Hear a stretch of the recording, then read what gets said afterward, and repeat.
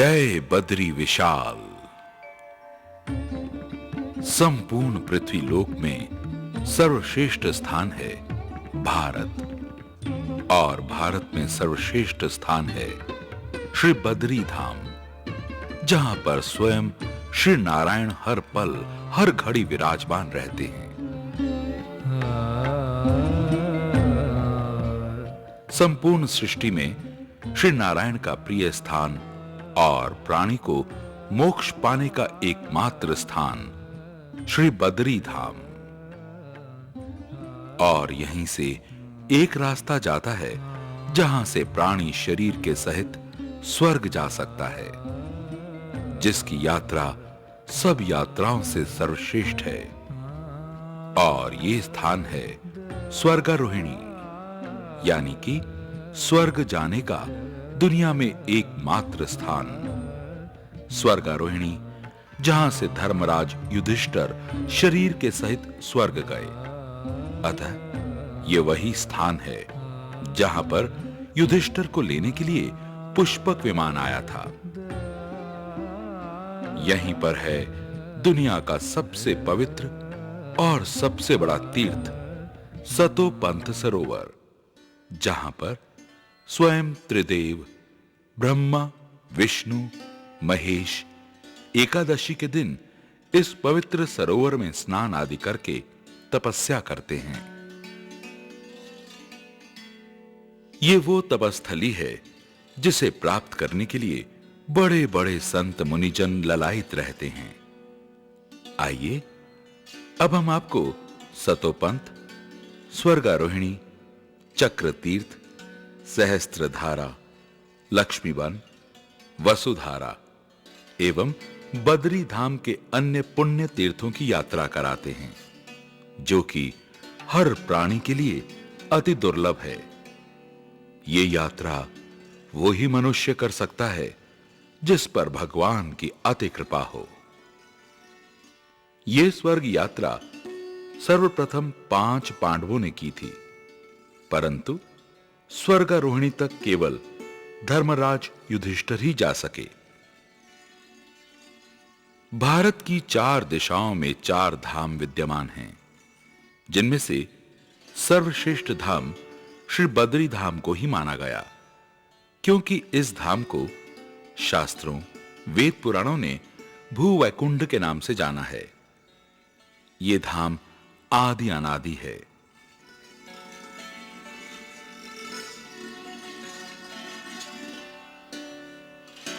और जब श्री नारायण आत्मचिंतन के लिए यहां पर आए, तो उनकी योग माया पर्वतों के रूप में चारों ओर उतर आई।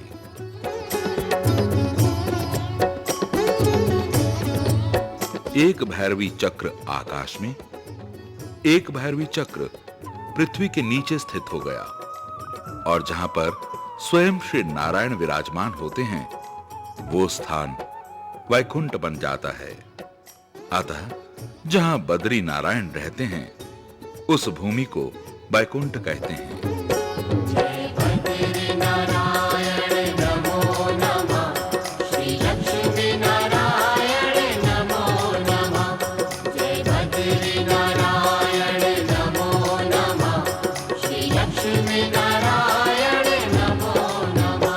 जहाँ बद्री नारायण रहते हैं, उस भूमि को वैकुंठ कहते हैं। जहाँ बद्री नारायण रहते हैं, उस भूमि को वैकुंठ कहते हैं। ये मोक्षदायिनी भूमि है, ये पतित पावनी भूमि है। ये मोक्षदायिनी भूमि है, ये पतित पावनी भूमि है। हम बद्री धाम के रजकण को नित्य अपने शीश पे रखते हैं। जहाँ बद्री नारायण। और तभी से बद्री धाम को भू वैकुंठ के नाम से जाना जाता है। इतना ही नहीं, बल्कि यहां पर रहने वाला हर प्राणी भी विष्णु रूप हो जाता है।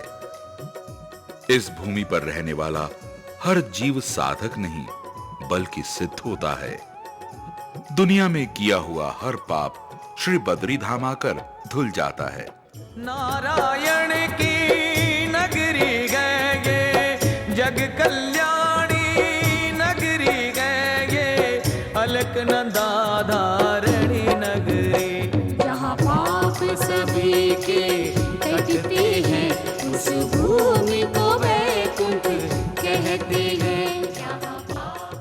यात्री श्री बद्री धाम की यात्रा बस के द्वारा या अपने वाहनों के द्वारा रास्ते में सुंदर घाटियों, सुंदर रास्तों से होकर प्रकृति के सौंदर्य का आनंद लेते हुए श्री बद्री धाम पहुंचते हैं। और बद्री धाम में पहुंचकर सबसे पहले अपने पुरोहितों से मिलकर रहने की व्यवस्था करते हैं। दूसरे दिन तप्त कुंड में स्नान आदि करते हैं। ये तप्त कुंड पंचशिलाओं के मध्य है। यहां पर गर्म जल का कुंड है। ये गर्म जल भगवान बद्री विशाल के चरणों से आता है। भगवान का अद्भुत करिश्मा देखो, एक तरफ इतना गर्म जल कि हाथ नहीं लगाया जाता और दूसरी ओर मां अलकनंदा का इतना ठंडा जल कि हाथ डुबोया नहीं जाता।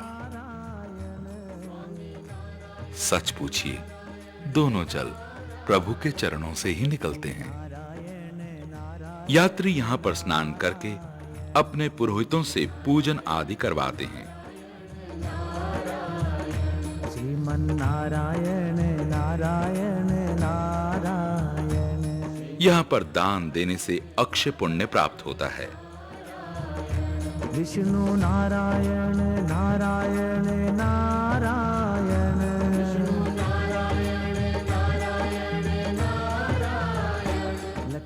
यात्रीगण दान दक्षिणा से निवृत्त होकर मां अलकनंदा के दर्शन के लिए जाते हैं। ये नारद शिला है। यहां पर यात्री स्नान करके प्रणाम एवं आचमन करते हैं। यहां पर गरुड़ शिला के नीचे भगवान बद्री विशाल के लिए चंदन घिसकर तैयार करते हैं। तप्त कुंड के ऊपर गरुड़ शिला के पास भगवान आदि केदारेश्वर का मंदिर है। सुगंधिम पुष्टिवर्धनम। यात्री को सर्वप्रथम आदि केदारेश्वर के दर्शन करके ही श्री बद्री धाम जी के दर्शन करने चाहिए, तभी यात्रा सफल होती है।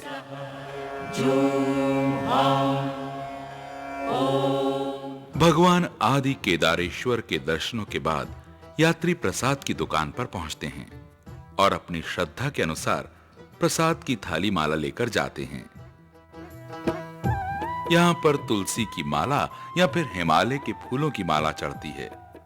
इस माला की विशेषता यह है कि ये कभी मुरझाती नहीं और हमेशा ताजी दिखाई देती है। भगवान बद्री विशाल की पूजा अर्चना अभिषेक आदि का अधिकार केवल केरल के नंबूदरी परिवार के ब्राह्मण को ही होता है। ये ब्राह्मण बाल ब्रह्मचारी होते हैं, अतः ये भगवान बद्री विशाल के प्रधान पुजारी हैं। इन्हें रावल जी कहते हैं। नारायण श्री नारायण। श्री रावल जी जब भी भगवान बद्री विशाल की पूजा अर्चना या भोग लगाने के लिए जाते हैं, इन्हें उतनी ही बार स्नान करना पड़ता है। अतः जब भी रावल जी भगवान की पूजा के लिए जाते हैं, इन्हें बड़े सम्मान के साथ लेकर जाते हैं। रावल जी के सम्मान में इनके आगे एक स्वर्ण की छड़ी लेकर चलते हैं। श्री रावल जी को उस समय कोई भी नहीं छू सकता, इस बात का बड़ा ही ध्यान रखा जाता है। आइए हम भी इनके साथ चलकर भगवान के दर्शन करके आरती का आनंद लेते हैं।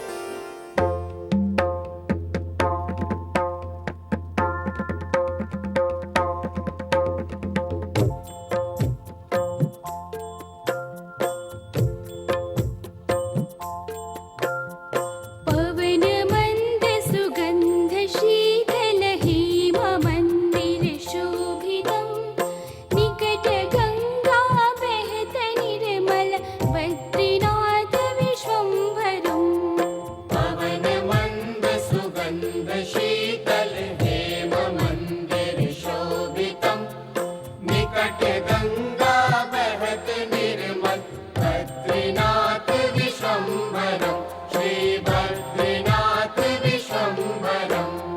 शेष सुमिरन करत निश दिन धरत ध्यान महेश्वरम वेद ब्रह्मा करत स्तुति श्री बद्रीनाथ विश्वम्भरम शेष सुमिरन करत निश दिन धरत ध्यान महेश्वरम वेद ब्रह्मा करत स्तुति श्री बद्रीनाथ विश्वम्भरम श्री बद्रीनाथ विश्वम्भरम लक्ष्मी गौरी गणेश शारद नारद मुनि उच्चारणं योग ध्यान अपार लीला बद्रीनाथ विश्वम्भरम सभी यात्री भगवान बद्री विशाल के दर्शनों के बाद वापस अपने घर चले जाते हैं, जबकि बद्री धाम में अन्य कई पुण्य तीर्थ हैं जिनके दर्शन मात्र से ही यात्री धन्य हो जाता है। तो आइए अब हम आपको बद्री धाम के अन्य तीर्थों के दर्शन कराते हैं। सबसे पहले हम आपको नीलकंठ के नीचे चरण पादुका के दर्शन कराने ले चलते हैं। श्री बद्रीनाथ मंदिर की दाहिनी ओर ऋषिगंगा की तरफ 2.5 किलोमीटर की दूरी पर चरण पादुका है। एक बड़ी ही सुंदर पगडंडी आपको नीलकंठ पर्वत की ओर ले जाएगी। श्रीमन्नारायण नारायण हरि हरि। थोड़ी सी चढ़ाई चढ़ने के बाद आपको संतों की गुफाएं मिलनी शुरू हो जाएंगी। ये संत कभी वस्त्र नहीं पहनते, सिर्फ एक छोटा सा टाट कमर पर लपेटे रहते हैं और भगवान के नाम का रसपान करते रहते हैं। चढ़ाई चढ़ने के बाद आपको इतना सुंदर, मनमोहक एवं शुद्ध वातावरण मिलेगा जिसे देखकर आप आनंदित हो जाएंगे। चारों तरफ शांति ही शांति, प्यारे प्यारे झरने। लगता है कि यहां बैठकर भगवान का सुमिरन करने में लीन हो जाएं। इस घाटी में अनेक कुटिया गुफाएं हैं जहां पर साधु महात्मा तपस्या में लीन हैं। यहीं सामने ही शिला पर भगवान के चरण चिन्ह हैं। यहीं से ऊपर 6-7 किलोमीटर की दूरी पर नीलकंठ पर्वत की जड़ में ब्रह्म कमल होते हैं। ये वही ब्रह्म कमल हैं जिन्हें लेने के लिए भीम जी आए थे। पुराणों में लिखा है कि श्रावण मास में भगवान शिव को 100 फूल सोने के चढ़ाओ या फिर एक ब्रह्म कमल चढ़ाओ, दोनों एक बराबर हैं। चरण पादुका के पास ही एक बहुत सुंदर एवं अद्भुत गुफा है जो अंदर से बहुत ही गहरी है। भीतर अंधेरा है इसलिए दिखाई नहीं देता। ओम नमः शिवाय। ये गुफा आधुनिक है। ये भारती बाबा जी 12 महीने श्री बद्री धाम में ही रहते हैं। सामने ऋषिगंगा के पास एक शिला है। इस शिला को लीला ढुंग के नाम से जाना जाता है। यहां पर भगवान नारायण ने बालक बनकर लीला रची थी, इसलिए इस शिला को लीला ढुंग के नाम से जाना जाता है। यहीं पर बामणी गांव है और गांव के ऊपर ये छोटा सा मंदिर उर्वशी मंदिर है। इस उर्वशी देवी को श्री नारायण ने अपनी जंघा से उत्पन्न किया था। ये नर पर्वत है जहां पर नर ने तपस्या की थी।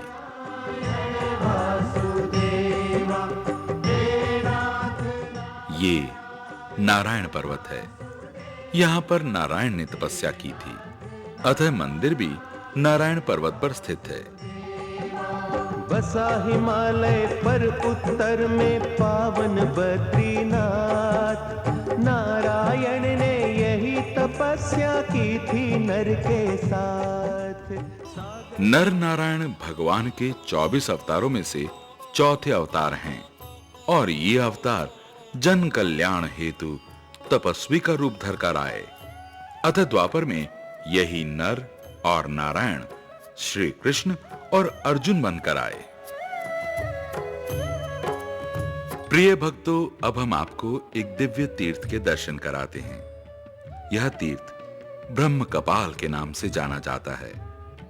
यहां पर यात्री अपने पितरों को तर्पण व पिंडदान करते हैं। यहां पर पिंडदान करने से 7 पीढ़ियों तक के पितृ तृप्त हो जाते हैं। अतः यहां पर पिंड प्रदान करने के बाद मनुष्य को फिर कभी पिंडदान नहीं करना पड़ता। इस तीर्थ की कथा इस प्रकार है। जब भगवान शिव ने ब्रह्मा जी का 5वां शीश काट दिया था, तो भगवान शिव को ब्रह्म हत्या का पाप लग गया था और ब्रह्मा जी का शीश शिव के हाथों पर चिपक गया। अतः भगवान शिव ने इस पाप से मुक्त होने के लिए अनेकों उपाय किए, नाना प्रकार के तीर्थों पर गए, परंतु भगवान शिव ना तो ब्रह्म हत्या से मुक्त हुए, ना ही उनके हाथों से ब्रह्मा जी का शीश छूटा। भक्तों, अंत में भगवान शिव बद्री धाम में ब्रह्म कुंड के पास गए तो अचानक एक घटना घटी। यहां पर आते ही भगवान शिव के हाथों से ब्रह्मा जी का शीश छूट गया और भगवान शिव ब्रह्म हत्या से भी मुक्त हो गए। तब भगवान शिव ने कहा, यह दुनिया का सर्वश्रेष्ठ स्थान है। जो भी प्राणी यहां पर अपने पितरों को पिंड दान करेगा, उसकी 7 पीढ़ियों को भी मोक्ष प्राप्त हो जाएगा। अतः यहां पर पिंडदान करने के बाद मनुष्य को दोबारा अपने पितरों को पिंडदान नहीं देना पड़ता। इसलिए यात्री यहां आकर अपने पितरों को पिंडदान जरूर करते हैं। ओम नमः शिवाय। अब हम आपको लेकर चलते हैं बद्री धाम से 3 किलोमीटर की दूरी पर माणा गांव। शास्त्रों में इस गांव को मणिभद्रपुरम के नाम से जाना जाता है। प्राचीन काल में यहां गांधर्व रहा करते थे। इस गांव के लोग बड़े ही कर्मठकारी होते हैं। यहां के लोग घर घर में बड़े ही सुंदर कालीन और पूजा आसन बनाते हैं, जिन्हें यात्रीगण खरीदकर घर ले जाते हैं। यहां के लोगों का रहन सहन, पहनावा, रीति रिवाज एकदम भिन्न है। इनका कुल देवता घंटाकर्ण है, जो भगवान बद्री विशाल के क्षेत्रपाल हैं। माणा गांव के पास ही गणेश गुफा है। यात्री यहां पर दर्शन हेतु आते हैं। यहां की कथा इस प्रकार है। भगवान वेद व्यास जी को पुराण लिखने के लिए एक अच्छा लेखक चाहिए था, तो उन्होंने ब्रह्मा जी की स्तुति की। तो ब्रह्मा जी ने वेद व्यास जी को गणेश जी का आह्वान करने को कहा। तो वेद व्यास जी ने गणेश जी का आह्वान किया तो गणेश जी प्रकट हुए। अतः वेद व्यास जी के अनुरोध प्रार्थना करने पर श्री गणेश जी वेद व्यास जी के लेखक बने। भक्तों, ये वही स्थान है जहां पर गणेश जी ने पुराणों का लेखन किया। अतः तब से यह स्थान गणेश गुफा के नाम से जाना जाता है। गणेश गुफा के थोड़ा ऊपर जाएंगे तो आप पाएंगे व्यास गुफा। व्यास गुफा के ऊपर एक बहुत बड़ी शिला है। इस शिला का आकार पत्राकार है। यही वो स्थान है जहां पर वेद व्यास जी ने 18 पुराणों की रचना की थी। यहीं पर देवर्षि नारद के कहने पर वेद व्यास जी ने श्रीमद् भागवत महापुराण की रचना की थी। तभी से श्री बद्री धाम को भागवत महापुराण की जन्मभूमि भी कहते हैं। इसलिए बद्री धाम में बड़े बड़े संत, महात्मा, ज्ञानी, महापुरुष यहाँ आकर भागवत करते हैं। शास्त्रों में लिखा है कि वैकुंठ धाम में एक घड़ी भागवत कथा सुनना 60,000 वर्ष तपस्या करने से भी कहीं ज्यादा पुण्य माना गया है। इसीलिए श्री बद्री धाम में भक्तजन भागवत कथा बहुत ही तन्मय होकर सुनते हैं। हरे रामा रामा रामा हरे हरे हरे रामा हरे रामा रामा रामा। व्यास गुफा के दाहिनी ओर नीचे उतरने पर मां सरस्वती के साक्षात दर्शन केवल यहीं पर होते हैं। अन्य जगह मां सरस्वती अदृश्य रूप में रहती है। जो भी प्राणी मां सरस्वती में स्नान, ध्यान, पूजा आदि करते हैं, उनके कुल में कभी कोई अज्ञानी नहीं होता।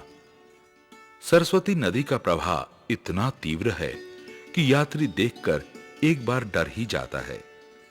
जब 5 पांडव स्वर्ग गए थे तो यहीं से गए थे। नदी के प्रवाह को देखकर द्रौपदी डर गई थी, अतः नदी को पार नहीं कर पाई। ये देखकर भीम ने एक विशाल शिला को उठाकर दोनों पर्वतों के मध्य रख दिया। अतः द्रौपदी उस शिला के ऊपर से होकर पार हो गई। तब से इस शिला को भीम शिला के नाम से जाना जाता है। इसी के ऊपर जाकर रास्ते में एक कुलदेवी का मंदिर आता है। शास्त्रों के अनुसार द्रौपदी इसी मंदिर तक ही जा सकी और इसी स्थान पर अपना शरीर त्याग दिया था, और तब से यहां पर देवी के रूप में पूजी जाती हैं। भक्तों, यात्री दिन भर इन तीर्थों के दर्शन करता है, अतः संध्या के समय बद्री धाम पहुंचकर मां अलकनंदा की दिव्य आरती में शामिल होता है।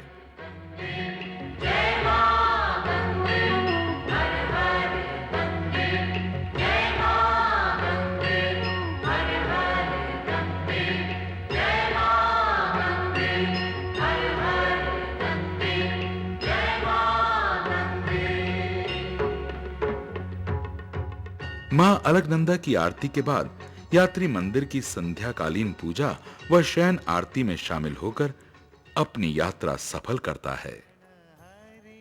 श्री बद्री धाम के दिव्य तीर्थों के दर्शनों के बाद हम आपको स्वर्गारोहिणी की यात्रा पर लेकर चलते हैं, जो यात्रा अति दुर्लभ यात्रा है।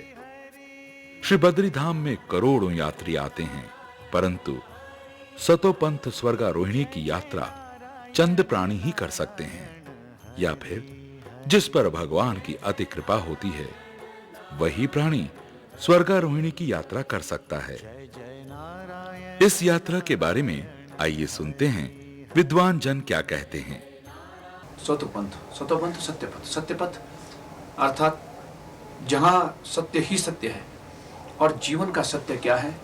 जीवन का सत्य सत्य व्रतम सत्य परम त्रिसत्यम, भगवान सत्यनारायण को, भगवान नारायण को प्राप्त करना ही जीवन का अंतिम सत्य है। वो स्वर्गारोहिणी वो पर्वत स्वर्ग की सीढ़ी के रूप में दिखाई पड़ता है। सीढ़ी के माध्यम से यात्रियों को एक दिशा प्राप्त होगी। असंभव है कि इसी को आधार मान करके प्रत्येक वर्ष यात्री शतोपंथ की यात्रा के लिए अग्रसर होंगे, और उन्हें इस सीढ़ी के माध्यम से तत्त स्थलों का ज्ञान भी प्राप्त होगा। टी सीरीज द्वारा हमारे गोदिया जी के द्वारा एक सतोपंथ की यात्रा का शुभारंभ किया हुआ है। बहुत अच्छी प्रयास है। ये बहुत ही कठिन रास्ता है, तब आम भक्त लोग वहाँ जा नहीं पाएंगे। जिनका भावना है वो टी सीरीज के इस कैसेट के द्वारा देख सकते हैं। ये यात्रा महापुरुषों के आशीर्वाद को लेकर और यहाँ के प्रमुख अधिकारियों से आज्ञा लेकर ही की जा सकती है। यात्री मंदिर में भगवान बद्री विशाल का दर्शन करके भगवान बद्री विशाल का आशीर्वाद ग्रहण करते हैं। जय तेरा धाम, गाऊं भजन में सुबह शाम। जय बद्री जय तेरा धाम, गाऊं भजन में सुबह शाम। आज मिला है तेरी कृपा से मुझको सबका प्यार, मुझको सबका प्यार। जय जय बद्री धाम। और श्री नारायण का ध्वज लेकर बद्री विशाल की जय जयकार करते हुए बाजे नगाड़ों के साथ ये यात्रा शुरू होती है। आज मिला है तेरी कृपा से मुझको सबका प्यार। बद्रीनाथ तेरी महिमा जग में अपरंपार, आज मिला है तेरी कृपा से हमको तेरा प्यार। जय जय बद्री। देखने वालों को बहुत अच्छा लगता है। सब लोग स्वर्गारोहिणी जा रहे हैं, सब में एक आत्मविश्वास होता है।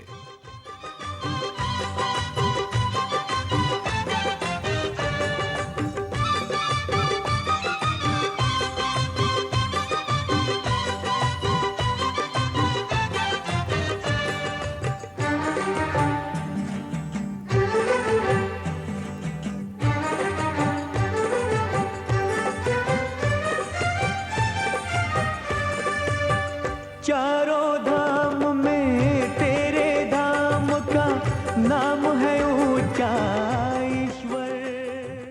ये यात्रा या तो जून में या फिर 20 अगस्त के आसपास होती है, क्योंकि यही समय उचित है यात्रा के लिए।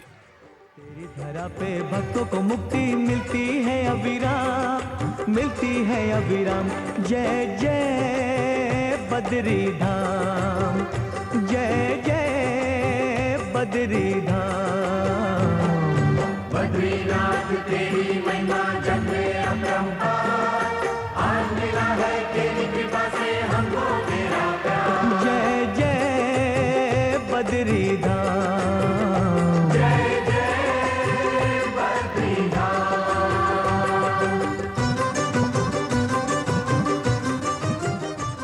श्री बद्री धाम से सतोपंथ 25-26 किलोमीटर की दूरी पर है।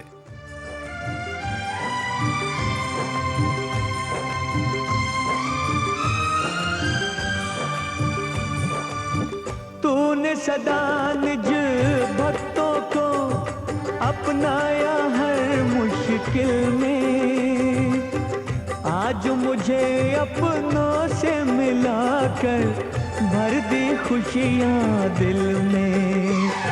प्राण रहेंगे जब तक तन में लूंगा तेरा नाम, लूंगा तेरा नाम।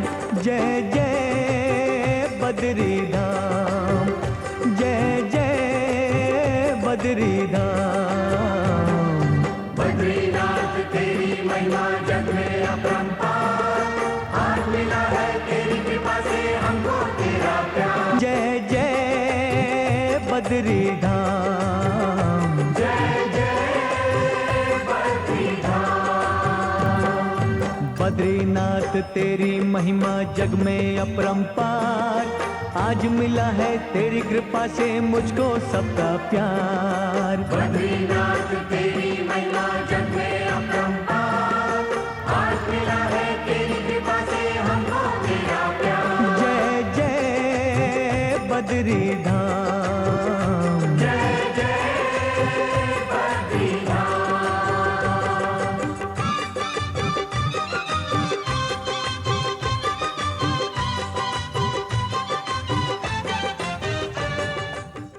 ये पैदल मार्ग माणा गांव की ओर जाता है।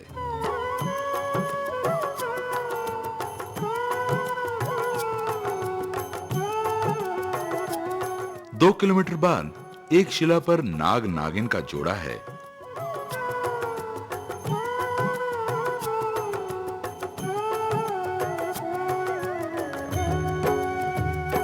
बोलो नारायण नारायण हरि। और यहीं से प्राकृतिक नजारे शुरू हो जाते हैं। भजो नारायण नारायण हरि हरि। ये भृगु गुफा है। यहाँ पर भृगु ऋषि ने तपस्या की थी। नारायण हरि हरि।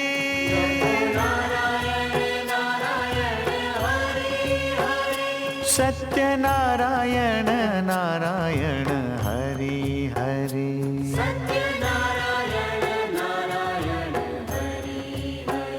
श्रीमन्नारायण नारायण हरि हरि।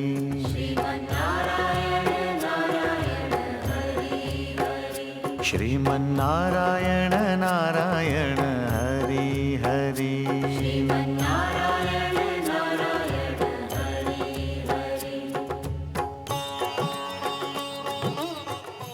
चारों ओर सुंदरता ही सुंदरता। कहीं बर्फीली चट्टानें, कहीं पथरीले पहाड़, सब कुछ बड़ा मनमोहक लगता है, दिलकश लगता है। भक्तों के प्यारे हरि हरि। आधार हमारे हरि हरि। तन मन में बसे हैं हरि हरि। कण कण में बसे हैं हरि हरि। 3 किलोमीटर की दूरी पर माता मूर्ति का मंदिर है। माता मूर्ति धर्म की पत्नी है और भगवान श्री नर नारायण की माता है। यहाँ वर्ष में एक बार बहुत बड़ा मेला लगता है। भगवान श्री नर नारायण 52 द्वादशी के दिन यहाँ अपनी माता के पास आते हैं और भोजन पाते हैं। यात्री यहाँ पर पूजा अर्चना करके माँ का आशीर्वाद लेकर चल पड़ते हैं।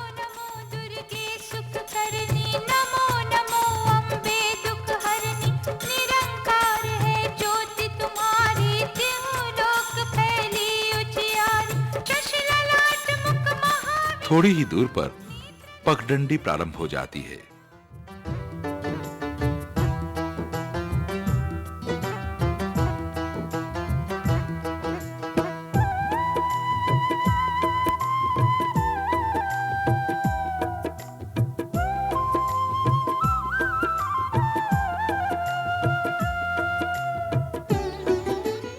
एक तरफ पहाड़ और दूसरी तरफ मां अलकनंदा का संगीत। पगडंडी बहुत छोटी है, एक साथ 2 व्यक्ति नहीं चल सकते। सब यात्रियों के पास पिट्ठू बैग होना जरूरी है।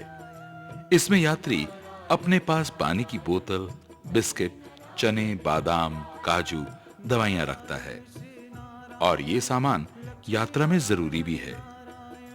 अन्य सामान जैसे टेंट, तिरपाल, स्लीपिंग बैग, खाने पीने के सामान, स्टोव, मिट्टी का तेल, टॉर्च, छोटा गैस सिलेंडर इत्यादि, ये सब सामान के लिए कुली यानी पोर्टर करना आवश्यक है।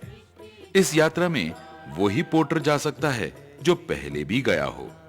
हर कोई पोर्टर भी यहां नहीं जा सकता और इस यात्रा में गाइड लेना भी अति आवश्यक है। इस यात्रा में हम सब 32 यात्री हैं। देखते हैं इनमें से कितने यात्री स्वर्गारोहिणी तक जा सकते हैं। जय जय श्रीमन नारायण, बद्री नारायण नारायण। जय जय श्रीमन नारायण। प्राकृतिक सौंदर्य का आनंद लेते हुए हम पहुंच गए हैं आनंदवन। निस्संदेह ये आनंदवन है। चारों ओर लहराते हुए हजारों फूलों के बड़े बड़े पौधे, नाना प्रकार के पुष्प, भीनी भीनी सुगंध का इन फूलों के बीच में से होकर गुजरना बहुत ही मनलुभावना है। सृष्टि दाता नारायण, भाग्य विधाता नारायण। यात्री का हृदय बाग बाग हो जाता है, दिल आनंद से झूम उठता है। शायद इसलिए इस जगह का नाम आनंदवन रखा गया होगा। ये दृश्य आदमी के हृदय को स्पर्श कर जाता है। मुक्ति मिलेगी, भक्ति मिलेगी, भजले प्राणी नारायण। मुक्ति मिलेगी, भक्ति मिलेगी, भजले प्राणी नारायण। जय जय श्रीमन नारायण, बद्री नारायण नारायण।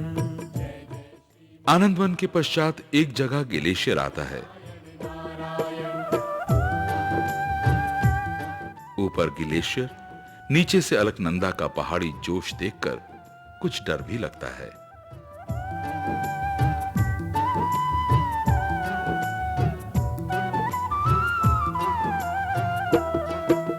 कृष्ण रूप में नारायण, राम रूप है। यहाँ पर रास्ता कुछ मुश्किल है। एक दूसरे को पकड़कर ही पार करना पड़ता है। रूप में नारायण, चारों धाम है नारायण। नरसिंह रूप में नारायण, चारों धाम है नारायण। जय जय श्रीमन नारायण। इन चट्टानों को पार करके इसी ग्लेशियर के ऊपर चढ़ना पड़ता है। कभी कभी यहाँ से चलना खतरनाक हो जाता है क्योंकि ग्लेशियर फटने का डर होता है, परंतु यात्री जय बद्री विशाल करते करते भगवान को याद करते हुए चलते रहते हैं। कण कण में है नारायण। थोड़ी चढ़ाई पार करने के बाद एक मैदान सा आ जाता है। यहाँ पर कुछ विश्राम किया जाए, अतः यात्री यहाँ पर कुछ नाश्ता पानी करते हैं। सामने अलकनंदा के पार 6 फुटी पगडंडी है। जो वसुधारा तक जाती है।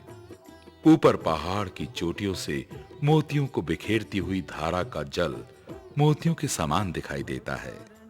नारायण पालनहारी नारायण। हवा के झोंकों के साथ जब वसुधारा की पावन धारा बहती है तो ऐसा लगता है कि बूंद बूंद में हर हर का शब्द सुनाई दे रहा है। यह वसुधारा साधारण नहीं है। स्कंद पुराण में इस झरने की विशेषता लिखी हुई है कि जो प्राणी पाखंडी एवं पापी हो उस पर इस धारा का जल नहीं गिरता। कथा में कहा गया है कि देवर्षि नारद जी ने अष्टवसुओं के सामने श्री बद्री धाम की इतनी प्रशंसा की कि अष्टवसु यहां आकर तपस्या करने लगे और 30,000 वर्ष तपस्या करने के बाद उन्हें श्री नारायण के दर्शन हुए। अतः श्री नारायण ने अष्टवसुओं की भक्ति से प्रसन्न होकर उन्हें भक्ति का वरदान दिया। तभी से ये परम पावन तीर्थ तीनों लोकों में विख्यात हुआ।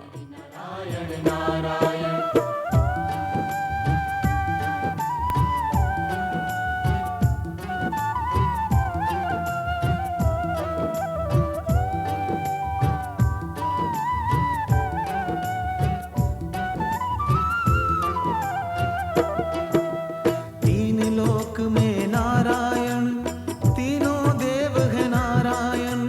तीन लोक में नारायण, तीनों देव है नारायण। वसुधारा से 3 किलोमीटर की दूरी पर लक्ष्मी वन है। नमो देव्यै महादेव्यै शिवायै सततं नमः। नमः प्रकृत्यै भद्रायै नियता प्रणता स्मता। बहुत बड़ा खुला सा मैदान, आरामदायक घास। ये घास कम से कम 1.5 फुट लंबी घास होती है। विष्णु माएति शब्दिता नमस्तस्यै नमस्तस्यै। बहुत ही सुंदर एवं पवित्र वातावरण, ठंडी ठंडी हवाएं चल रही हैं। ऐसे स्थान पर मन स्वयं प्रभु के चरणों में लग जाता है। आपने देखा होगा कि बद्री धाम में एक भी वृक्ष नहीं है और यहाँ पर इतनी ऊंचाई में इतने अनगिनत विशाल भोजपत्र के वृक्ष मिलेंगे कि विश्वास ही नहीं होता। पूर्व काल में ऋषि मुनि इन भोजपत्रों की छाल निकालकर उन पर पुराण लिखते थे। मां लक्ष्मी जी प्रकृति का रूप बनकर यहाँ पर वास करती हैं। भक्तों, जब 5 पांडव स्वर्ग की ओर अपनी यात्रा कर रहे थे तो नकुल लक्ष्मी वन तक ही जा सका और यहीं पर नकुल ने अपना शरीर त्याग दिया था। नमस्तस्यै नमस्तस्यै। यहाँ का मौसम कभी भी बिगड़ सकता है और शाम को तो अक्सर बारिश होती है। सर्वभूतेषु बुद्धिरूपेण संस्थिता।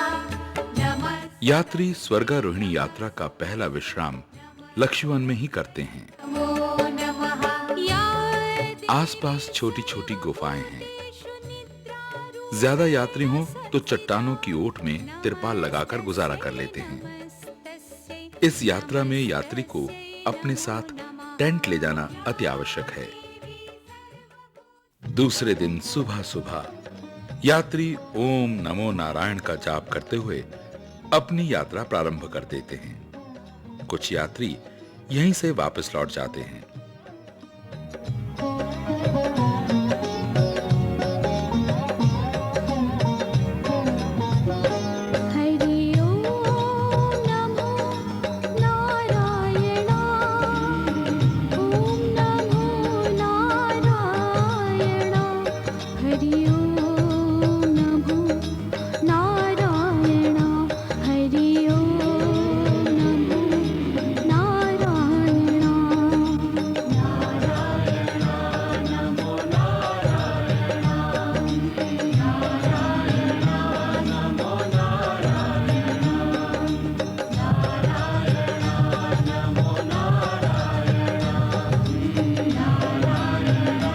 पत्थरों के ऊपर कभी झरनों को पार करते, नमो नारायण का जाप करते हुए ये अमूल्य यात्रा का सौभाग्य प्राप्त करते हैं। यहाँ पर जो यात्री नंगे पांव यात्रा करता है उसे एक कदम से एक अश्वमेघ यज्ञ का फल प्राप्त होता है।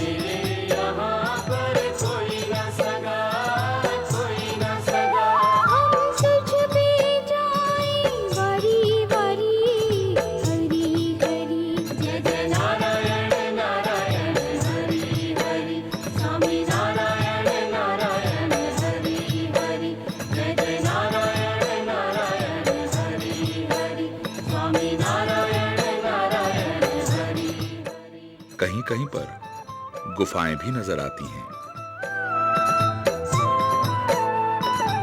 चारों ओर बहुत ही खूबसूरत प्राकृतिक सौंदर्य देखने को प्राप्त होता है और यात्री इन सब को प्रणाम करते हुए नारायण नाम जपते रहते हैं। श्रीमन नारायण नारायण हरि हरि।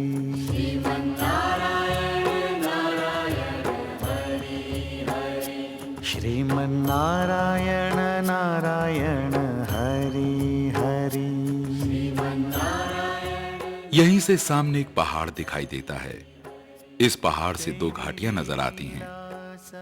इसमें से एक घाटी का रास्ता अलकापुरी को जाता है और दूसरी घाटी का रास्ता सतोपंथ स्वर्गारोहिणी जाता है।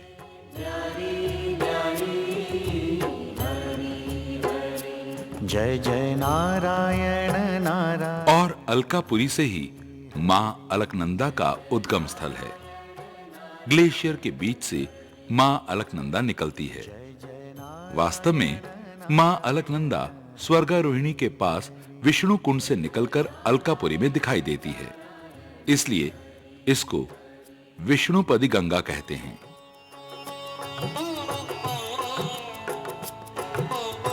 यात्रा में कभी-कभी टीम का मुखिया सबको पुकारता चलता है, कोई रास्ता भटक ना जाए या फिर कोई पीछे ना रह जाए। सामने ही पहाड़ की एक दीवार सी दिखाई देती है। इस दीवार नुमा पहाड़ पर हजारों झरने दिखाई देंगे, जिन्हें देखकर यात्री अपनी थकान भूल जाता है, प्रभु की अपार माया के दर्शन करता है। ऐसा मनमोहक दृश्य शायद ही कहीं संसार में देखने को मिले। इन दृश्यों को देखकर यात्री गदगद हो जाता है। अतः इस स्थान को सहस्त्रधारा के नाम से जाना जाता है। नारायण हरि हरि। भक्तजनों, 5 पांडवों में से सहदेव इस स्थान तक ही आ सका था और सहस्त्रधारा के पास सहदेव ने अपना शरीर छोड़ दिया था। जय जय नारायण नारायण। इस यात्रा में यात्रियों को कुछ कुत्ते अवश्य मिलते हैं, परंतु 2 कुत्ते ऐसे होते हैं जो यात्रियों के साथ चलते हैं और यात्रियों को सतोपंथ तक छोड़कर आते हैं। बड़े आश्चर्य की बात है, जब 5 पांडव स्वर्ग गए तो उन्हें भी रास्ते में एक स्वांग मिला था। ये स्वांग साधारण नहीं था, बल्कि युधिष्ठिर की परीक्षा लेने के लिए स्वांग के भेष में स्वयं धर्मराज थे। स्वर्गारोहिणी की यात्रा में युधिष्ठिर के 4 भाई और पत्नी ने उनका साथ छोड़ दिया था, परंतु स्वांग उनके साथ साथ चलता रहा। कोई भी यात्री यदि स्वर्गारोहिणी चाहता है तो उनको आज भी ये स्वांग मिल जाते हैं और आपको स्वर्गारोहिणी तक छोड़ कर आते हैं। इनको देखकर लगता है कि ये सदियों से रीत चली आई है कि जो भी सत्य पथ के मार्ग पर चले तो धर्म उनके साथ आज भी है। सहस्त्रधारा को पार करके एक तलवार नुमा पहाड़ी पर चलना पड़ता है। हरि हरि।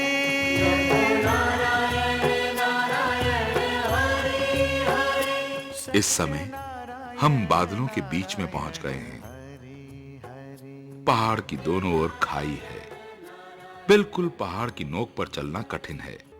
इस समय हम नीलकंठ पर्वत के पीछे हैं। यह नीलकंठ पर्वत का पीछे का भाग है, यानी ठीक श्री केदारनाथ के पीछे का भाग। यानी हम श्री केदारनाथ के ठीक पीछे चल रहे हैं। आगे नीचे उतरकर मैदानी जगह आती है। रास्ते में नारायण भक्त को कुछ संत मिलते हैं जो स्वर्गारोहिणी से लौटकर आ रहे हैं। उन्हें प्रणाम करते हुए आगे आता है एक मैदान।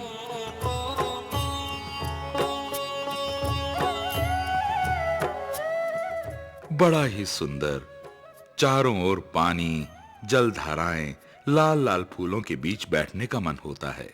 श्रीमन नारायण नारायण हरि हरि।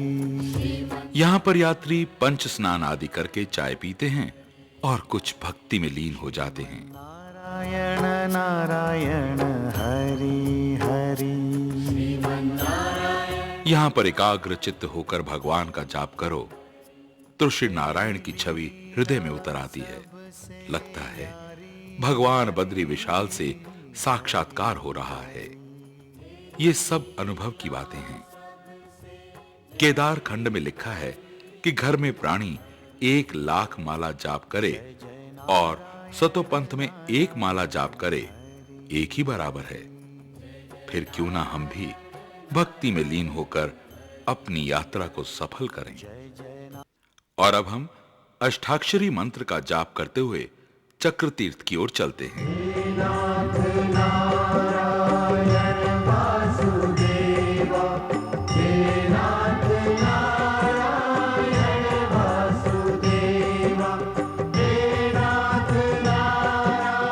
सहस्त्र धारा से 3 किलोमीटर चलने के बाद आता है चक्र तीर्थ।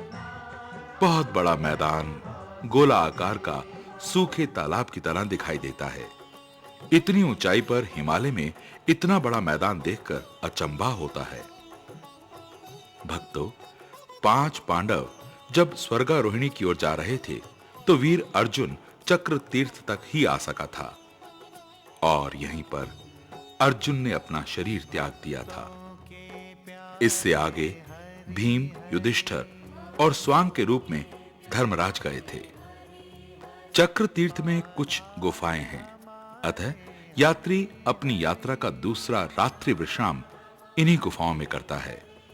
कुछ यात्री आगे भी चले जाते हैं। यात्री रात का भोजन इत्यादि करके नारायण भक्त के साथ भजनों का आनंद लेते हैं। कण कण में बसे हैं हरि हरि। श्रीमन नारायण नारायण हरि हरि। श्रीमन नारायण। और दूसरे दिन आगे की यात्रा शुरू करते हैं। चारों ओर बर्फीली चोटियां हैं।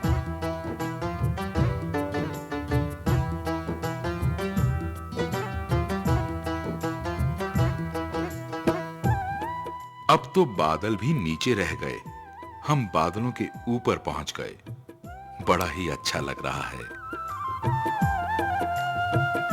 चक्र तीर्थ से आगे ये चढ़ाई बहुत ही कठिन है। ऑक्सीजन की भी कमी हो जाती है। हम इस समय लगभग 14,000 फीट की ऊंचाई पर हैं। श्री नारायण नारायण बद्री नारायण नारायण। इस चोटी से सामने सतोपंथ टॉप दिखाई देता है। नारायण श्री नारायण लक्ष्मी नारायण नारायण। और कुछ हिस्सा स्वर्गारोहिणी का। नारायण श्री नारायण सृष्टि दाता नारायण। नारायण श्री नारायण।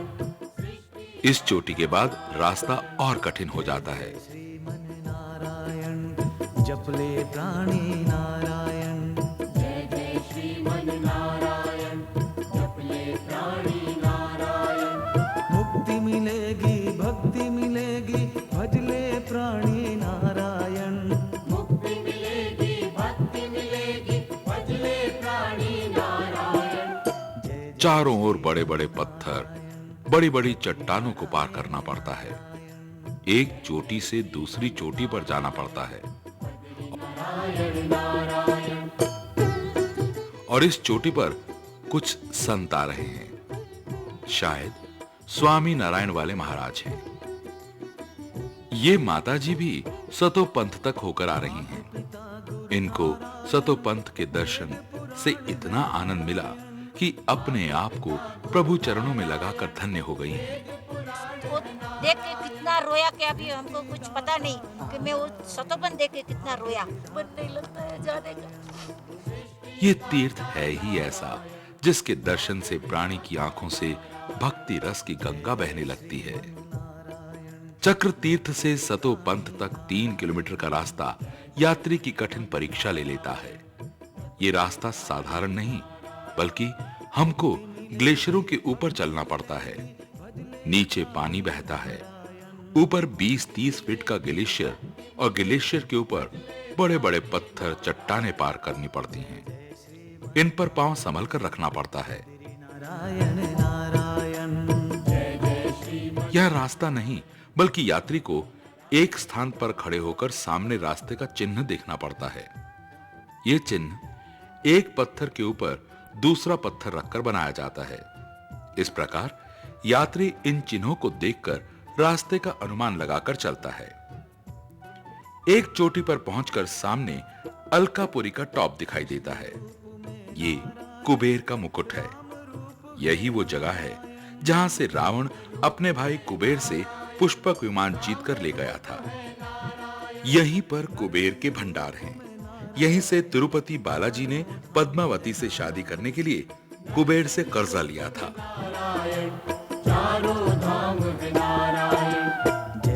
3 किलोमीटर की कठिन यात्रा के बाद सामने ही त्रिकोण रूप में एक बहुत ही सुंदर तालाब दिखाई देता है। जब यात्री सतोपंथ के दर्शन करता है तो ऐसा लगता है मानो कंगाल को खजाना मिल गया हो, जैसे तपस्वी के सामने मूर्तिमय सिद्धि स्वयं आकर खड़ी हो गई हो।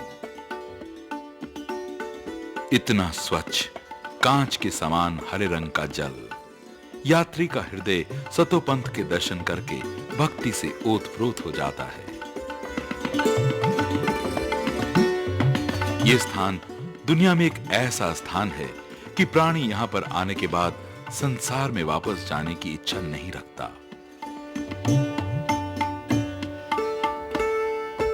इस सरोवर का जल इतना पवित्र है कि यदि इसमें कोई गलती से तिनका भी डाल दे तो ये पक्षी इस तिनके को अपनी चोंच से उठाकर बाहर फेंक देते हैं।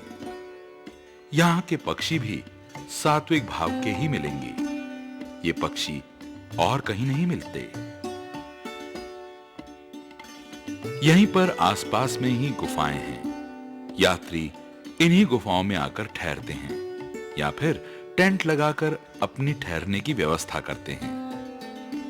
ऋषि मुनि संत यहीं पर इन गुफाओं में रहकर सिद्धियां प्राप्त करते हैं। स्कंद पुराण में लिखा है, एकादशी के दिन यहां साक्षात ब्रह्मा विष्णु महेश तीनों देव सतोपंथ सरोवर में स्नान आदि करके तपस्या करने आते हैं।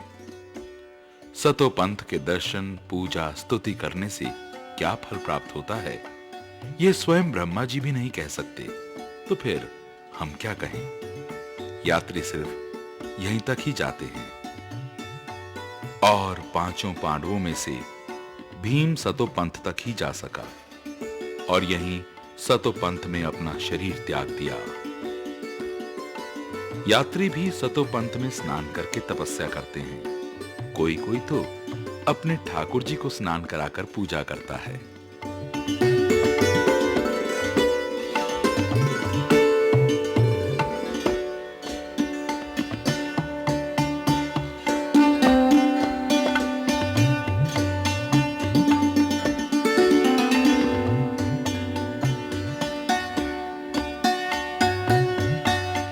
दूसरे दिन कुछ यात्री जो स्वर्गारोहिणी जाना चाहते हैं, वो स्वर्गारोहिणी की ओर चल पड़ते हैं।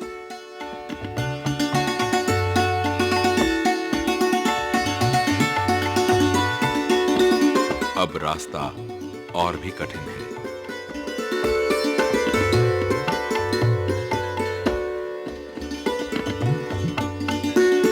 स्वर्गारोहिणी हम मोनी महाराज के साथ जा रहे हैं। ये मोनी महाराज यहीं सतोपंथ में 12 महीने रहकर साधना करते हैं। ये किसी से बात नहीं करते, बस मौन रहते हैं। किसी से कुछ लेने देना भी पसंद नहीं करते। यहां पर रहने वाले संत कभी कच्चे आलू खाकर या फिर पानी में आटा घोलकर पी लेते हैं। ये जड़ी बूटी का भी इस्तेमाल करते हैं, जिससे भूख नहीं लगती। बस ये लोग प्रभु चरणों में लीन रहते हैं। ये भी एक नशा है, ऊंचे हिमालय में जहां भगवान के सिवा कोई नहीं रहता।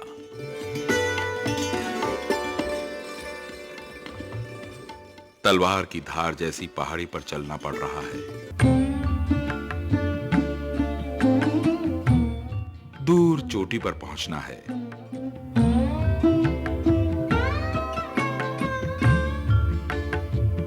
आगे फिर ग्लेशियर के ऊपर से जाना है।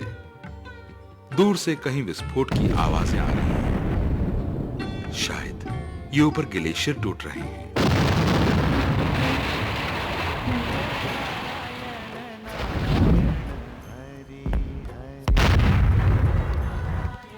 यात्री तो श्री नारायण का जाप करते हुए चलते ही रहते हैं। जय जय नारायण नारायण हरि हरि।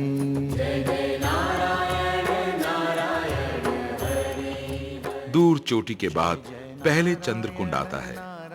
यहाँ पर चंद्रमा ने 88,000 वर्ष तक अष्टाक्षरी मंत्र से जाप करके श्री नारायण से नक्षत्रों के राजा होने का वर मांगा था। इस कुंड का जल चंद्रमा की तरह ही घटता बढ़ता रहता है और हम अमावस्या के एक दिन पहले यहां पर आए हैं, इसलिए यहां पर जल बहुत कम है। कल पूरा सूख जाएगा। पूर्णमासी के दिन ये चंद्र कुंड पूरे जल से भरा होता है। बोलो नारायण नारायण हरि हरि।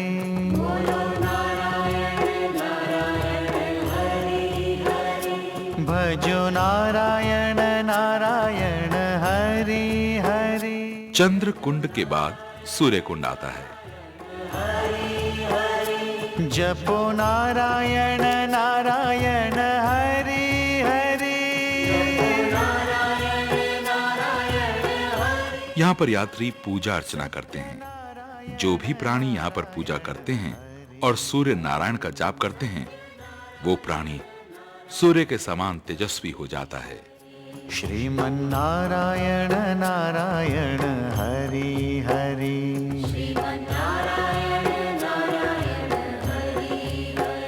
श्रीमन। सूर्य कुंड के बाद पहाड़ की नोक पर चलना पड़ता है। दोनों तरफ खाई है। यहाँ पर संभल कर चलना पड़ता है। जरा सा पांव फिसला नहीं कि राम नाम सत्य का प्रमाण मिल जाएगा। इसी धार के बाद यात्री पहुंचते हैं स्वर्गारोहिणी के नीचे ग्लेशियर तक।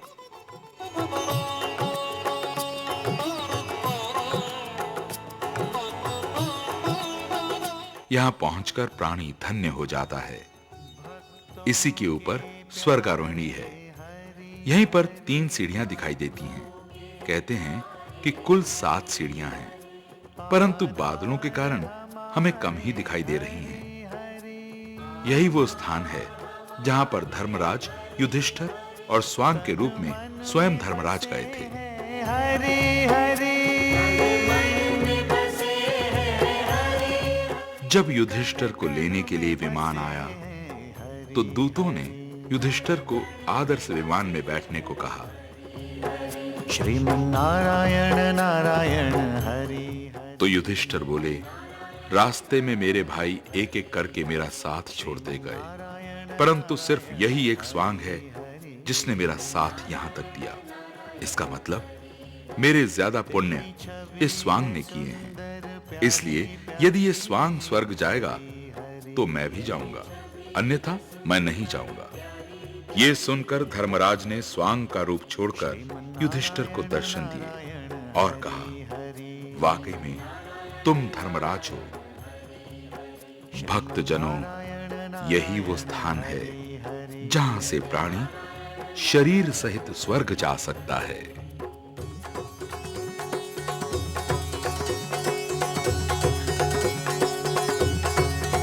श्रीमन्नारायण नारायण हरि हरि,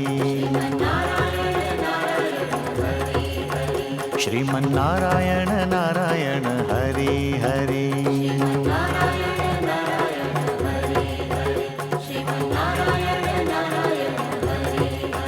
हम आए शरण तिहारी Hari Hari Hari. Gulshan Kumar presents The Music for Your Soul, the most comprehensive devotional album featuring Krishna Bhajans, Hari दर्शन की प्यासी अखियाँ, Shiv Bhajans, शिव शंकर को जिसने पूजा उसका ही उद्धार हुआ। Sai Bhajans, चाहे राम कहो रहमान कहो, माता की बेटे माँ आप तुझे दिल ने पुकारा। Ganesh Bhajan,